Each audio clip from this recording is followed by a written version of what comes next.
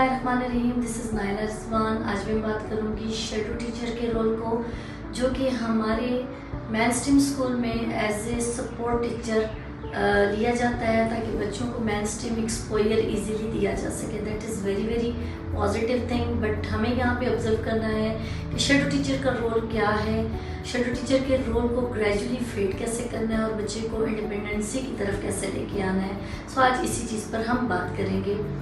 हमें सबसे पहले तो अंडरस्टैंड करना है कि शेडो टीचर का रोल क्या है। हमें बच्चों को इन्वॉल्व करना है मेन स्ट्रीम स्कूल में मौजूद बच्चों के साथ, ताकि वो अपने एज अप्रोप्रिएट बहुत से बिहेवियर को अडॉप्ट कर सकें, सीख सकें। एकेडमिक में चाहे वो उनके इक्विवेलेंट हैं या बिलो एवरेज हैं, बट बावजूद उसके हम उनको उन बच्चों के साथ इन्वॉल्व रखते हुए उनकी लाइफ को बहुत ज़्यादा बेटरमेंट की तरफ लेके आए। इस चीज़ के लिए हमें अंडरस्टैंड करना है कि हमें बच्चे को कितना इन्वॉल्व रखना है उन बच्चों के साथ, कितना उसके इंडिविजुअल एजुकेशन प्लान को टारगेट करना है। सो इसके लिए सबसे ज़्यादा इम्पॉर्टेंट है बच्चे का टाइम टेबल। उस क्लास का टाइम टेबल के किस डिवीजन के साथ बच्चों को अटेंड किया जाता है, कौन से एरियाज़ में हम बच्चों को दूसरे बच्चों के साथ इन्वॉल्व रख सकते हैं और कौन से टाइमिंग में हमें बच्चे को स्पेयर करना है।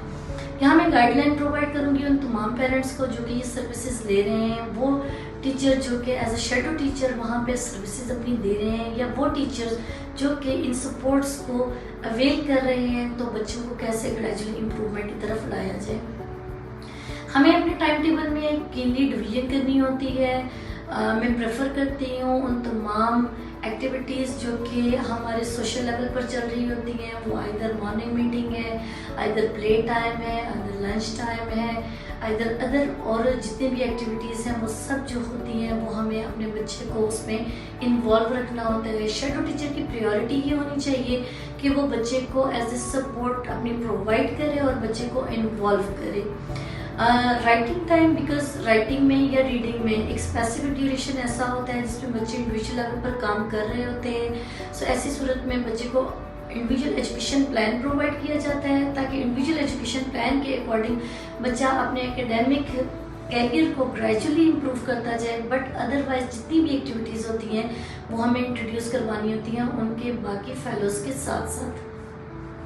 अब हमें दो चीज़ें बहुत ज़्यादा कीनली अपने जहन में रखनी है कि कौन सी चीज़ें इंपॉर्टेंट हैं जो कि हाईलाइटेड होनी चाहिए, कौन सी चीज़ें हमें बहुत ज़्यादा नेगलेक्ट करनी चाहिए या उनको किसी सूरत भी उसमें सर्कल में नहीं आने देना चाहिए।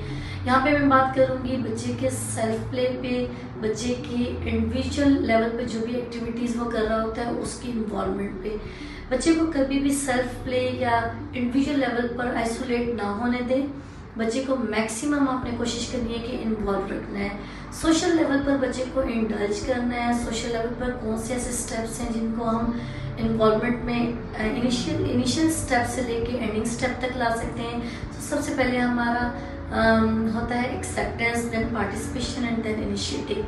अगर हम इनिशियल लेवल पर देखा जाए तो आप बच्चे को जब भी असेंबली टाइम होता है तो कोशिश करें बच्चे को लाइन अप करें, उसी लाइन में खड़ा करें।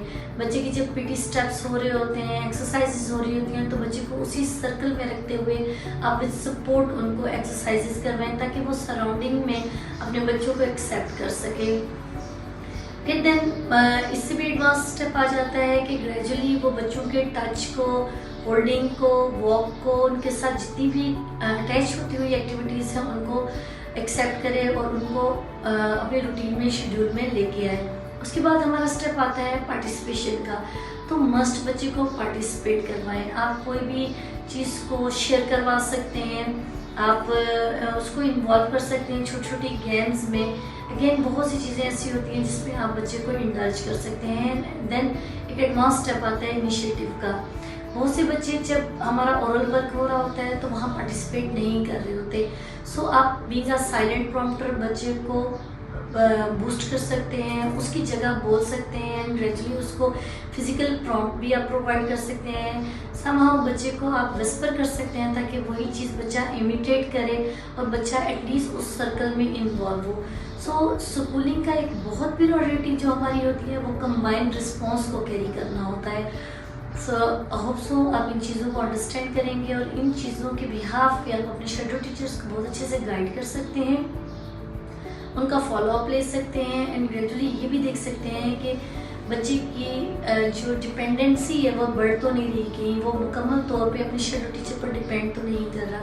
ये तमाम चीज़ों को एवेलुएट करने के लिए, फॉलो करने के लिए आप कोई भी एक कंबाइंड ग्रुप बना सकते हैं ताकि किसी भी शेडो टीचर को gradually step by step forward किया जाए, उसको एडवांस लेवल पर लाया जाए और उसके एवेलुएशन में उसके प्रोफेशनल्स का रिस्पॉन्सेस और कमेंट्स और गाइडलाइन मौजूद हों।